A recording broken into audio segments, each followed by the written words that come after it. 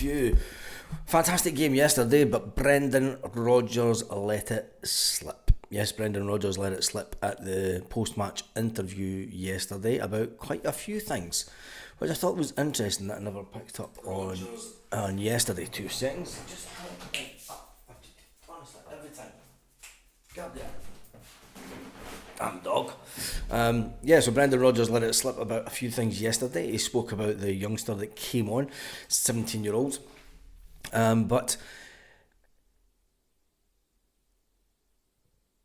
made it look as if it stopped there, didn't I? With the trip to Pittodrie on Wednesday night, Brendan Rodgers let it slip that the players know the team already.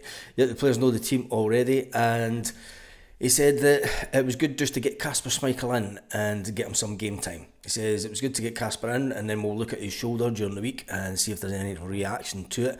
Sinisalo will come back in on goals, by the looks of it, and there'll be some other changes. Brendan Rodgers says, do not ask the players what the team is, because the players already know. And then it's on to the final game of the season at Celtic Park. And by the way, the tickets for the final game of the season go on sale at 9:30 on Monday morning. Just saying. And if you want to get a ticket that is close to the away end, just saying, if you want to get a ticket that is in that section that Celtic usually sell, close to the away end, I'll see you there. Yes, I've got a ticket already. So I'm looking forward to it. Going back to paradise. Yes! I couldn't take the ticket off the guy who's got our tickets. I mean, he's had them all season. You can't just be a big game Charlie and turn up and go and give my ticket back. Can't do that. Cannot do that at all. But anyway, I'm looking really forward to that. Fly back on Friday. So, Alister Johnson will be fit he gets a return to action on Wednesday also. He's been sidelined for a couple of games. Alister Johnson comes back into the fray, and it's all just party week, isn't it? It is all just party week. Sinisalo, I thought, when we seen the team line come out yesterday, I thought Sinisalo not playing, but then Brendan Rodgers also said yesterday, he said, look, the players are doing what I'm telling them, and the players are loving doing what I'm telling them, and they are overachieving. And Brendan Rodgers admitted that he told the players a little lie. Well, he didn't tell them a lie. Brendan Rodgers said, I thought it was only 61 goals at home, and the players have been given the target of beating Martin O'Neill's 2003-2004 record of 62 goals at home. So now that they are on the verge of beating that, it's a nice little target. Brendan Rodgers has also set other targets for the Celtic players over the next couple of weeks. Well, it's only 2 weeks left, really, isn't it? And then that's it. That's the season done. Let's do a little poll this morning.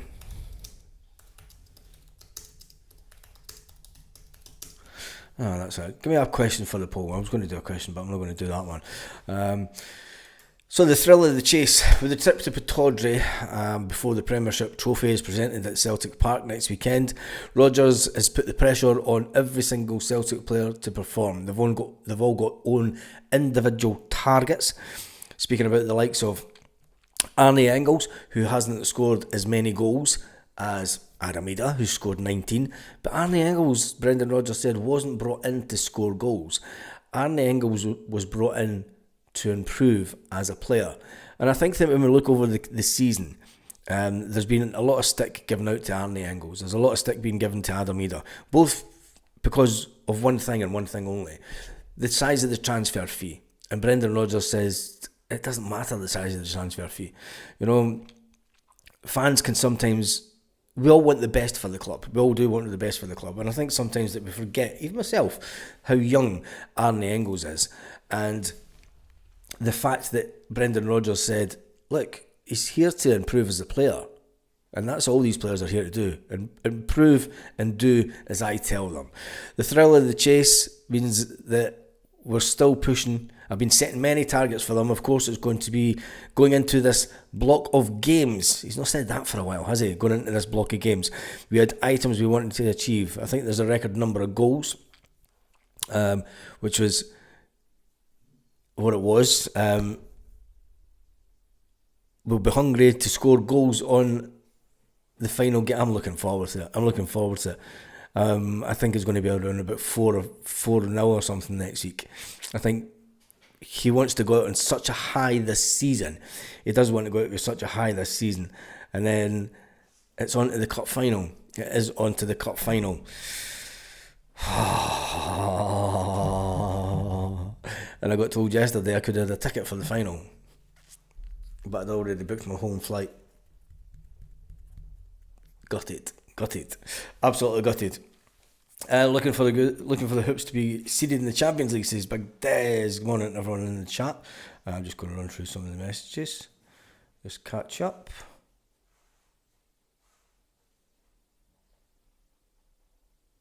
Good, Stephen. I'm glad that you're okay. Nice little thumbs up. Perfect, mate. There's not a lot of transfer speculation kicking around just now, which is unusual for the end of the season. But with Brendan Rodgers bringing on a 17-year-old youngster, it'll be interesting to see what they do with him next season. Talking about another youngster that Brendan Rodgers is really looking forward to working with, but unfortunately he's out injured, is Dane Murray. He said that Dane Murray will be ready for the start of the season. Talking about Adam Ida, he says the dominance, and talking about this team and this season.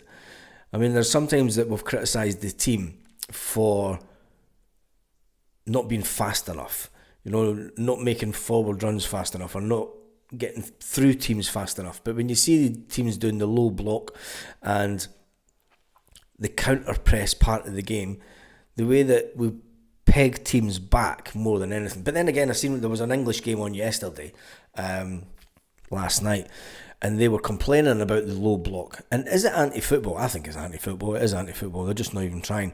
But it is what it is, isn't it? Brendan Rodgers says that Adam Ida's work goes unnoticed. He says 100%. He says, I work with the analyst and a lot of the staff. There are a lot of things I feel that he can bring to the game. Some unselfish runs that he makes and creates spaces for players. A lot of that goes unnoticed. I get it. The fans aren't looking at that. They want to see goals for their striker. He says that this is an interesting one, because he says that Adam Ida's got that bursty pace. He says he's got all the things that Kyogo Furuhashi has. He's got the things that Daisen Maeda has. But we just utilise him in a different way during games. And I think that the fact that he is on 19 goals is testament to how good Adam Ida can be as a player, and especially with so much little game time over the season. Beating Hibs with that fantastic scoreline, it does one thing: it makes sure that we have a fantastic home record, and it makes the SPFL table even tighter. It does make that even better. Obviously, with the games getting played today, Celtic are sitting with 88 points at the top of the table. Sevconians are sitting with 68 points. Massive, huge gap. Hibernian are sitting on 56. They've managed to pull away from Aberdeen, who play the Rangers today. Aberdeen will be wanting to close that gap on Hibernian, because they're both fighting out for third place.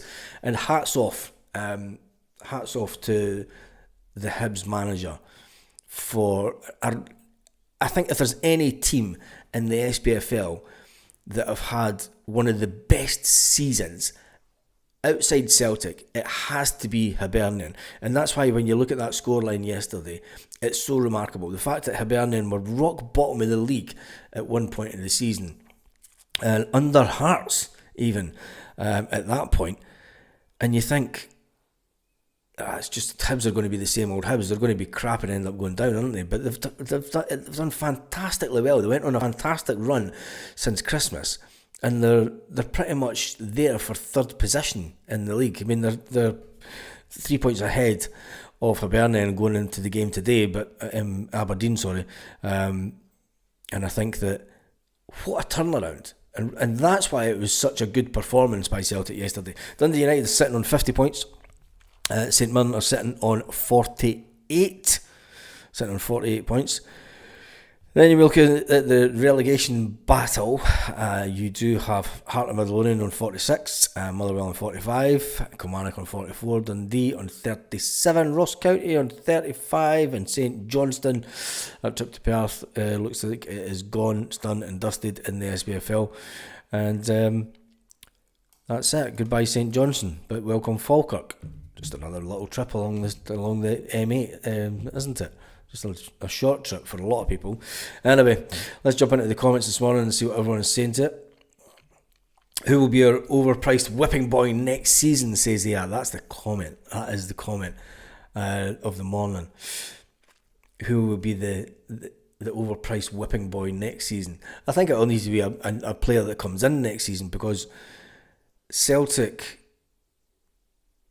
fans, we do like to have a right good dig at our players sometimes. I mean, if it's not Liam Scales, it's Greg Taylor, and if it's not Greg Taylor, it was Arnie Engels at one point of the season, and then Adam Ida. But it is what it is. At least we've got to the end of the season, and nobody, I don't care who you are, nobody could have predicted that we would be 20 points in front.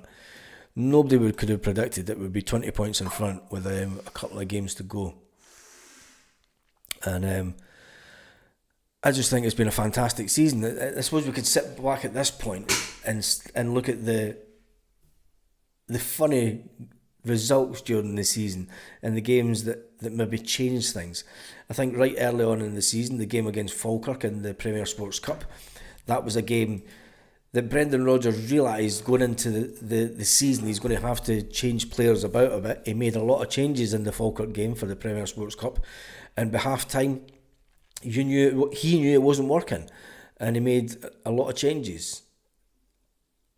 And he admitted himself after that game that he made too many changes for that game, which then let him have quite a solid team going into the Champions League, going into the first game of the Champions League against Slovan Bratislava, winning 5-1. First game in the Champions League was absolutely fantastic. And then we're going to Germany and all sorts of confidence, unbeaten in the league. Clean sheet Schmeichel was on form. Aberdeen were hot on the heels of Celtic.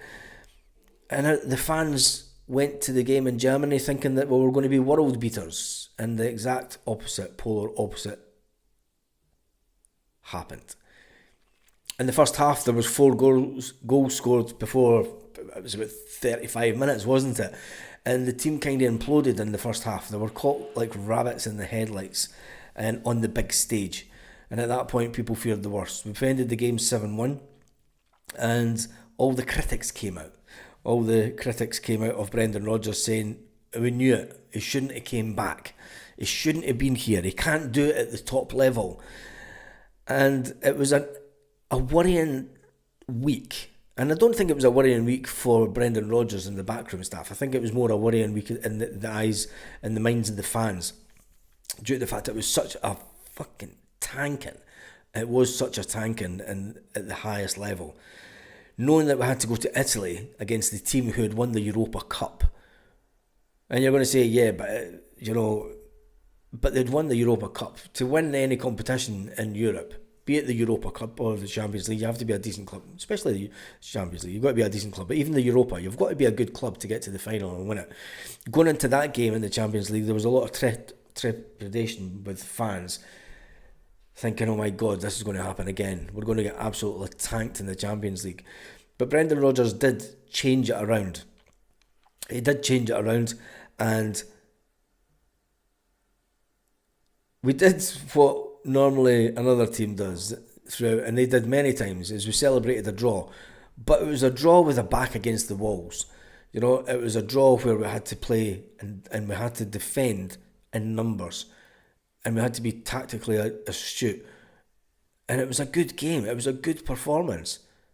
And to get that draw in Italy was massive for Brendan and the Celtic players. And I think it gave them the belief. And I think that was the kind of changing point. That was the big point. That was the big point of the season. Those 2 games for me. Looking back, it was that Falkirk game, the Borussia Dortmund game, and then going into the game in Italy, getting that draw. Let the players knew that they weren't there to be whipping boys. They weren't there to be whipping boys at all. the positivity that come out of that then took us on a run, and it took us on a nice little run. And we had the Champions League. We're coming back, we're playing week in, week out. We didn't do what we normally do, is lose game after coming back after a Champions League game. We were still managing to maintain the status quo. And on that note, it's been a fantastic season for Brendan, because he's learned so much about the players, and getting to the game against Aston Villa, we all knew that was going to be one game. There was other games that we should have won and could have done a little bit better. But overall, the Champions League was fantastic this year for Celtic. You know, we came up short in the Aston Villa game. Kyogo Furuhashi gets 3 goals ruled offside. That's the chances of Kyogo getting three goals ruled offside in a game. But no one realising that was going to be Kyogo Furuhashi's last game for Celtic. He wanted to go out on a high. He wanted to go out and show the world what he can do before he's moved to France. Yes, the very next day the papers were full of Kyogo to leave Celtic. The Celtic players, including myself, the Celtic fans, couldn't believe it. We were selling our talisman. We were selling our number one striker. We were selling our little Kyogo. And it was devastating. But then Brendan Rodgers came out and he said, we've known for a few months that Kyogo wanted away. And it's something that's been going on in the background for a few months. So Kyogo slipped out the door and we didn't replace him. We brought back Jota. It wasn't part of the same deal, but we brought back Jota as the winger. Celtic knew that they could get him for around about the same money as what we paid for him, a couple of million more. But it wasn't the replacement for Kyogo Furuhashi. And Brendan Rodgers, although he did try at that point to bring in another 2 strikers, but none of the deals went through, said it's okay, we've got Dyson and we can play Dyson through the middle. And what a revelation that has been. The second half of the season has all been about Dyson Maeda. The second half of the season has not... You've almost forgotten Kyogo was at Celtic. You know, it's only been half a season and nobody's talking about the fact that we've missed Kyogo. We haven't missed Kyogo. It's all about how good Dyson Maeda is and potentially a way better player than Kyogo Furuhashi, although he's not an all-in-out 100% striker at Celtic. He never has been. When you look at that throughout the season, there's been so much positivity this year, and I think that we get caught up in the moment as fans, and especially after games where there has been the odd defeat in the league. You've got to remember the season before, I think we lost 2 games in the December. And that's been unheard of. Celtic never lose 2 games in December. They always drop at least maybe 2 points in December. 3 points if you're lucky. But that season, last season, we lost 2 games in the December, which, when you look at this season now, sitting 20 points in front, going into the final 2 games of the season, nobody could have predicted we would be 20 in front. But it is what it is. Square Sausage Mix says, our record of selling players then dithering in the transfer market before Champions League qualifiers worries me. Yeah, it worries me too, but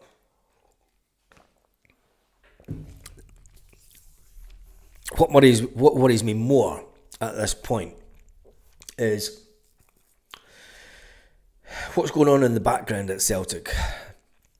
The fact that Brendan Rodgers isn't too happy with the quality of the overall quality of the B team, and he has come out and said it's going to be a few years before someone makes the jump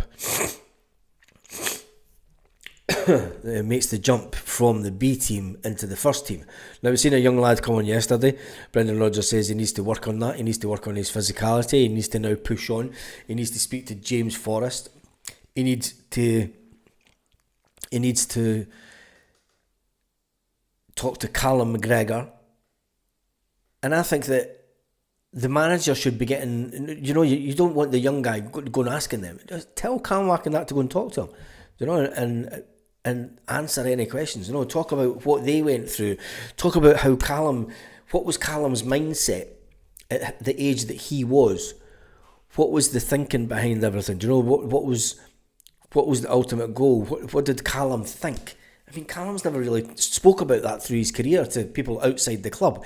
But if he can pass on that information about what he went through and the mindset that he went through when he went away on loan down in England and then came back as a Celtic player. And this is what this young guy's going to have to do, young Sean. And I think that in a few years' time, we'll have that little conveyor belt going again from the B team. But right now, we just don't. Right now, we just don't. And I think that's disappointing for a lot of Celtic fans. We need to get Dyson an extension to his contract. And then we need to back Brendan Rodgers in the transfer market to get him quality he needs. And in the background, we need to sell the players that Brendan doesn't want. I don't think it's selling players that we do not want. It's players that we all know the players that it's going to be a turnover this summer. So, I mean, I could see 7 players going out and 7 players coming in. The thing that worries me is Darren O'Dea was put into this position as pathway manager. Brendan Rodgers says that, you know, it's that type of position. You're only going to get that type of position at a club like Celtic. And Darren O'Dea still sees himself as a coach and he wants to get back into coaching. He's going to go away to Swansea, which then leaves this pathway manager thing up in the air. And then you've got guys that are running the B team that, I mean, are they good enough? That's a question for another day. Sell players like Palmer, no problem, no one wants him. The problem is no one wants him. You'll get players. There's going to be a massive turnover this summer. Anyway, when you think about what Hibernian have done this season, David Gray says, you know, there's chances, we should attain them. We find ourselves 1-0 up in the game. I thought the shape of the team was good and the discipline was fantastic. It was that. I'm sitting talking to Jackie McNamara Senior yesterday and it was funny actually because I'm sitting saying that, you know, the shape of the Hibs team was fantastic. They were going for their 4 to 5 at the back and you know, the back line was a straight line. Everybody was working in conjunction with everyone. And then Adam Ida manages to break through in that run and slips the ball into the back of the net. And I turns around to Jackie and I'm like, what do I know? I've not played football. And he laughed and gave me a slap on the back. And it was absolutely brilliant. But anyway, I just think that at this end of the season, with still so much to play for when it comes to Celtic, players want to perform at the highest level, players wanting to make sure that they're cementing their place for next year. Some players may be performing because they want to show what they have before they move away from Celtic. MT Celts Big Rab says, Rodgers said the team needs a refresh. We are only at the midway point of a rebuild work going on within the whole club. Yeah, I think so as well. The main priority signing should be the rights to simply the best. Jesus. No, I wouldn't take that if they gain it for nothing. I wouldn't take it. Not a chance. Not a chance. So anyway, I wonder who else is going to start. We know that Sinisalo will start against Aberdeen this week. All the other players have been told already. So Brendan Rodgers was obviously at the hotel team, not last night, the night before, talking to the players about the game yesterday. They've obviously got Monday, they will have today off, potentially Monday, might give them Monday off, or they'll be back in and training on Monday, but they already know the team. And then Tuesday it'll be a case of into training, and then they'll train, not train on the Wednesday because they'll travel up to Aberdeen. Will they travel up to Aberdeen on the night before? They used to do, but it's a midweek game. Yeah, they will do. Anyway, they won't be training on the Wednesday because of if they've taken the trip up. And then it's on to the party next weekend. Who's all going to the party next weekend?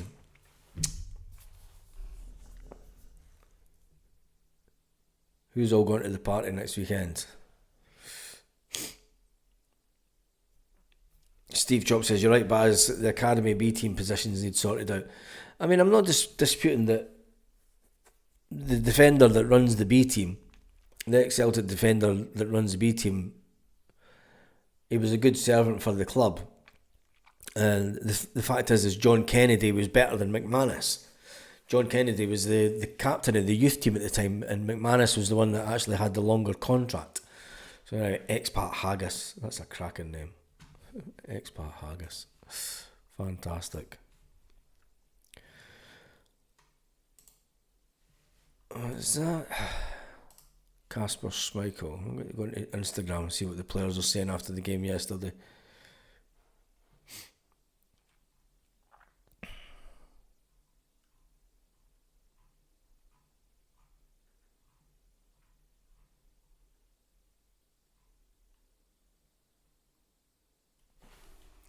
Instagram.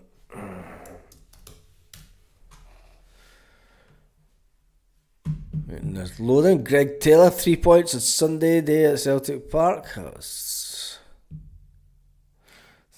Greg Taylor got a picture of himself with stars in his eyes. 3 points on a sunny day at Celtic Park with a little star of eyes emoji. Lagerbelke a couple of days ago. It's going to the story. Arnie Engels, Pablo Bernardo. He's just reposted. He's got a picture of himself up. Sean McCardle, looking happy as anything that he's back on.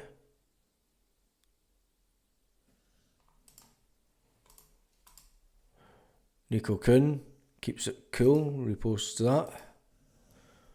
Brownie with his Dugs down at the waterfront. Oh no, that's on back in Fife.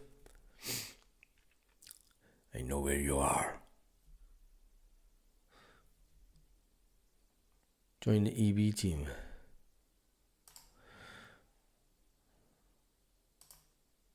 I always love watching Brownie's stuff because I know where he slides, and I know the area quite well. And it's good to see little bits of home, head to head. That's Celtic with the starting 11. Kasper Schmeichel.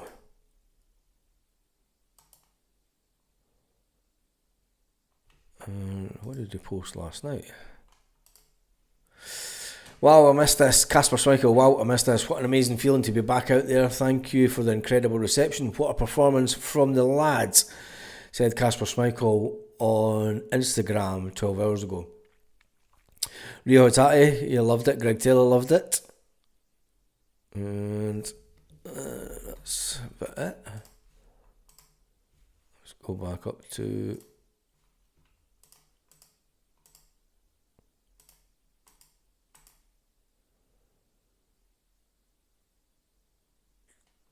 Lewis Palmer must have got a game.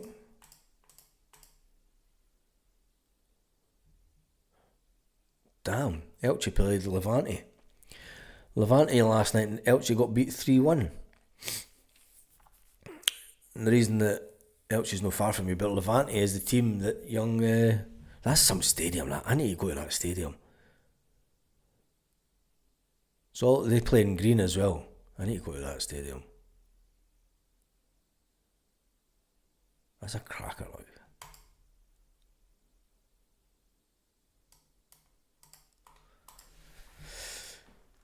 Anyway, right, we digress. Baz, do you think put out an A team on Wednesday? Yeah, I do. Why are we still talking about Kyogo? He wanted to move away. Mike Powers is in the house. Look at that. One Celtic fans views the best. He's been a member for 9 months. Big shout out to Mike Powers. The trouble with the B team is playing in the low end league is not good enough for standard, but where do you play them? Better to loan them out. No. It's better to have a proper reserve league. I think it's better to have a proper reserve league in Scottish football so that you can test the players out. And then having the reserve league, it's easier to bring them. This whole B team stuff and putting them down the leagues hasn't worked out. Kasper's lost a wee bit of weight. Yeah, I think he needed to.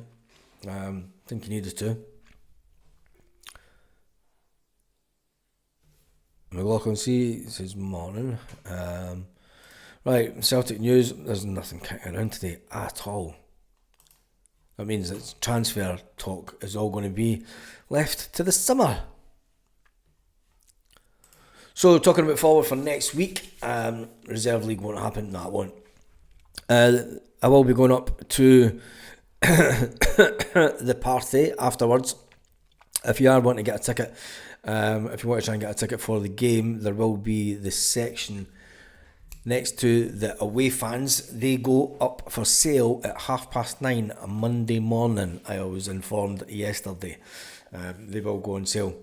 I've already secured 2 tickets. So I will be at the game next week. Can't wait for that. Absolutely buzzing for it. And on that note, I'm away to get some breakfast. And what's the sun like today? Yeah, sun's out. It's all good. Anyway, on that note, have an absolutely fantastic fucking day, the whole lot of yous, Celtic fans.